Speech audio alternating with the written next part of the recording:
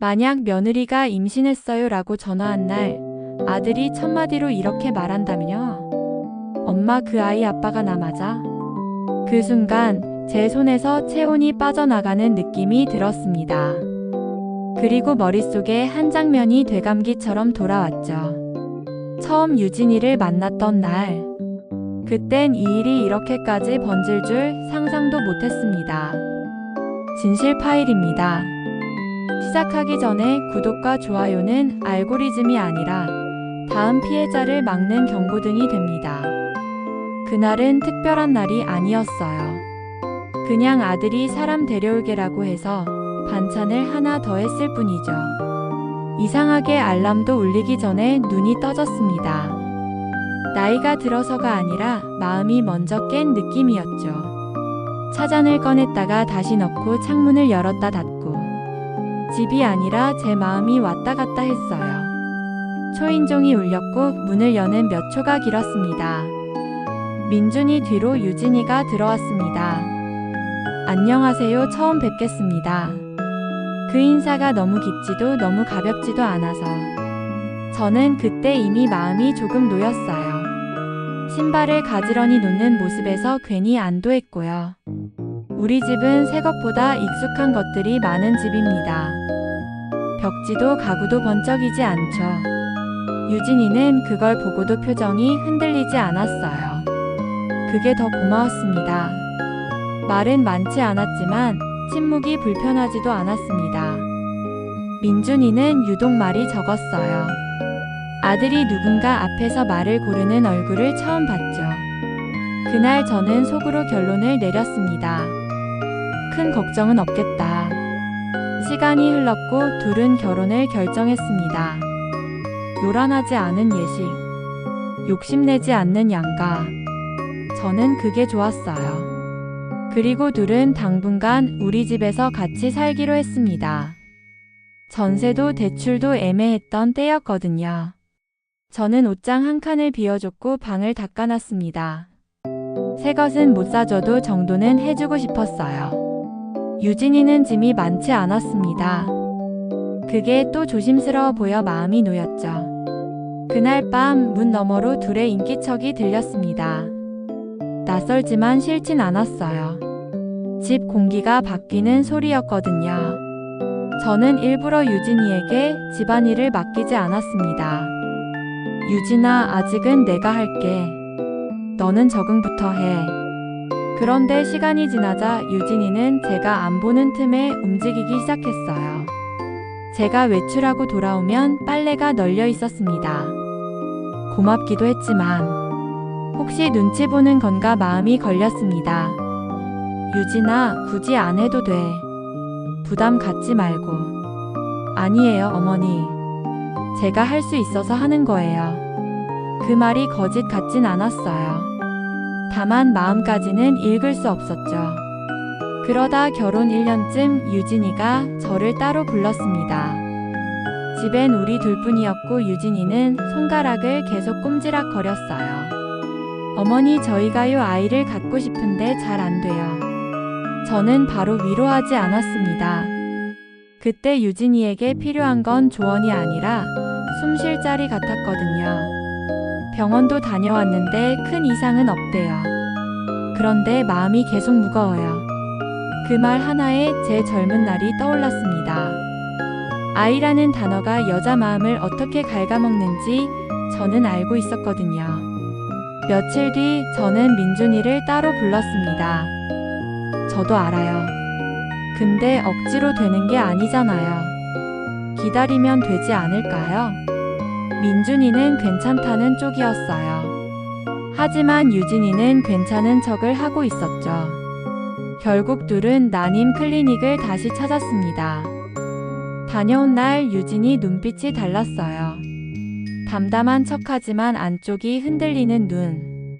의사 선생님이 나이 이야기부터 하셨어요. 시간이 지날수록 더 어려울 수 있다고. 저는 괜찮다는 말이 입에서 나오지 않았습니다.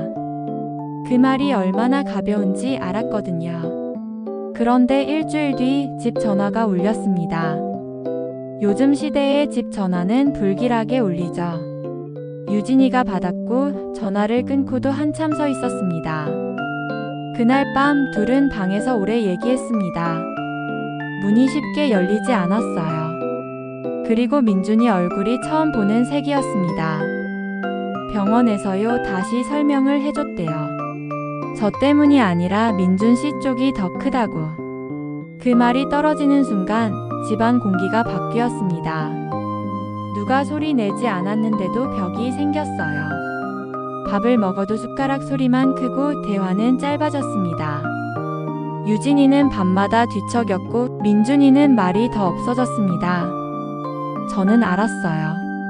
이건 아이 문제만이 아니라 자존심과 죄책감이 부딪히는 문제라는 걸요. 그러던 중 둘은 갑자기 분가를 결정했습니다. 섭섭함보다 안도감이 컸어요. 이 집의 공기가 너무 무거웠거든요. 새 집은 작았지만 정돈돼 있었습니다. 둘이 다시 시작하는 느낌이었죠. 집들이도 했고 사람들 웃음도 있었습니다. 겉으로만 보면 정말 괜찮아 보였어요. 그런데 저는 유진이 웃음에서 눈까지 닿지 않는 웃음을 봤습니다. 분가 후 반년쯤 민준이가 예고 없이 찾아왔습니다. 엄마 요즘 유진이랑 사이가 좀 이상해요. 저는 말없이 차만 내줬습니다. 이 얼굴엔 답보다 숨이 먼저였으니까요. 싸운 건 아닌데요. 그냥 멀어진 느낌. 같은 집에 있어도 각자 따로 사는 것 같아요. 그리고 요즘 외출이 잦아요. 주말에도 혼자 나가요. 그때 저는 아무 말도 못했습니다. 외출이라는 단어가 이상하게 마음에 박혔거든요. 그리고 한 달 뒤 유진이에게 전화가 왔습니다. 어머니 저 임신했어요. 병원에서 확인했어요. 아직 초기지만요. 기쁨이 먼저 올라왔고 그 다음 설명할 수 없는 의문이 뒤따랐습니다. 가능성이 낮다던 그 시간표 위에 이 임신은 너무 정확하게 올라와 있었거든요. 저는 민준이에게 전화를 걸어 축하를 했습니다. 그런데 엄마 기쁘긴 한데 이상해요. 머리가 따라가질 않아요. 의사 말대로면 거의 불가능했잖아요. 근데 타이밍이 그 말이 제가 애써 눌러두던 의문을 끌어올렸습니다. 아들이 계속 말을 잇지 못하더니 결국 이렇게 말했습니다. 엄마 나 이런 생각하는 거 싫은데 혹시 나 속인 거 아닐까요? 그날 밤 저는 잠을 못 잤습니다. 확인하고 싶다와 믿고 싶다가 제 안에서 계속 싸웠습니다. 그러다 며칠 뒤 민준이 집으로 가는 길에 우연히 우편함 앞에서 멈췄어요. 유진이 이름으로 온 봉투. 발신은 나님 클리닉이었습니다. 저는 그 자리에서 열지 못했어요. 열면 돌아갈 수 없을 것 같아서. 대신 유진이를 불러 카페에서 만났습니다. 축하라는 말로 시작할 생각이었는데 유진이 손이 계속 떨리더군요. 유진아 축하해. 그런데 민준이는 좀 혼란스러워 하더라. 그럴 거예요. 그 대답이 너무 빨랐습니다. 마치 준비해둔 말처럼요. 유진아, 내가 한 가지만 물어볼게. 이 아이 민준이 아이 맞니? 법적으로도 마음으로도 저는 그렇게 만들었어요. 법적으로도. 그 단어가 제 목 뒤를 서늘하게 후고 지나갔습니다. 어머니 저 민준 씨가 무너질까봐 말을 못했어요. 무슨 말을? 민준 씨 검사 결과 기억하시죠? 그때 민준 씨가 치료 얘기만 나오면 피했어요. 내가 고장난 사람 같아. 그 말하고 상담 예약도 취소하고 그냥 시간을 끌었어요. 저는 그 말이 이해되면서도 무서웠습니다. 이 다음 말이 어디로 갈지. 그래서 제가 혼자 결정했어요. 혼자 뭘? 난임센터에서 선택지를 들었어요. 시간이 너무 없다고요. 그리고 민준 씨가 동의서에 사인하길 거부했어요. 그런 거 아니어도 된다고만 했어요. 그래서 제가 기증정자로 시술을 했어요. 그 순간 제 귀가 멍해졌습니다. 머리로는 이해하려고 하는데 감정이 먼저 주저앉았어요. 민준이는 모른다는 거니? 네. 말하면 민준 씨가 완전히 망가질까 봐요. 그리고 그때 민준이가 말했던 유진이의 잦은 외출이 전부 한 줄로 연결됐습니다. 여기서 여러분께 묻겠습니다. 사랑하는 사람을 지키려 한 선택이었을까요? 동의 없는 배신이었을까요? 당신이라면 이걸 용서할 수 있습니까? 저는 카페에서 나와 곧장 민준이에게 갔습니다. 이걸 숨기면 더 큰 폭발이 올 것 같았거든요. 하지만 문 앞에서 손이 떨어지지 않았습니다. 제가 열면 이 집은 다시 돌아오지 못할 것 같아서요. 결국 말했습니다. 그리고 민준이 얼굴이 무너졌습니다. 그럼 그 아이는 내 피가 아니라는 거잖아. 유진이는 그때 들어왔습니다. 타이밍이 잔인했어요. 어머니 말씀하셨군요. 왜 나한테 말 안 했어? 말하면 당신이 끝날까봐. 당신이 내가 고장났다고 말하던 그 밤 나도 같이 무너졌어. 그래서 내 동의 없이? 그게 사랑이야. 민준아, 유진아. 지금은 아이가. 어머니 저도 알아요. 제가 잘못한 거. 근데 기다리다 내 시간이 끝나는 게 너무 무서웠어요. 그날 민준이는 집을 나갔습니다. 문 닫는 소리가 유난히 컸어요. 민준이는 새벽에 제게 전화했죠. 엄마 나 어떻게 해야 돼? 아이를 미워하고 싶지 않은데 유진이를 보면 숨이 막혀. 저는 답을 몰랐습니다. 누구 편을 드는 순간 누군가는 평생 상처로 남을 것 같았거든요. 며칠 뒤 유진이는 초음파를 보러 간다고 했습니다. 혼자 가겠다고요. 저는 그날 유진이 옆에 앉아줬습니다.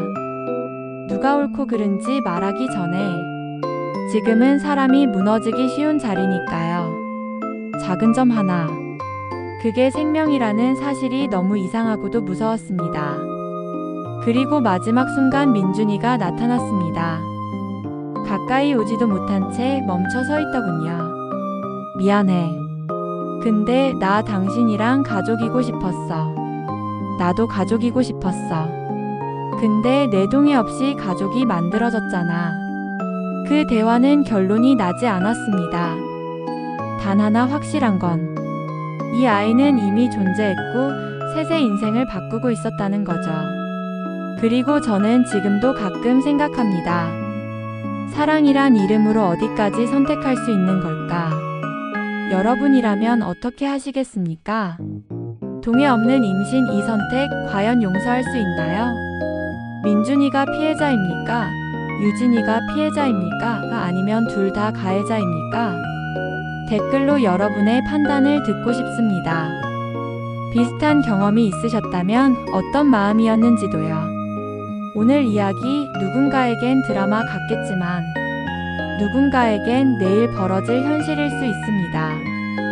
도움이 될 만한 분이 떠오른다면 카카오톡으로 공유해주세요. 그리고 구독, 좋아요, 댓글 이 세 가지가 다음 이야기를 만듭니다. 진실 파일이었습니다. 다음 편에서 더 깊은 기록으로 돌아오겠습니다.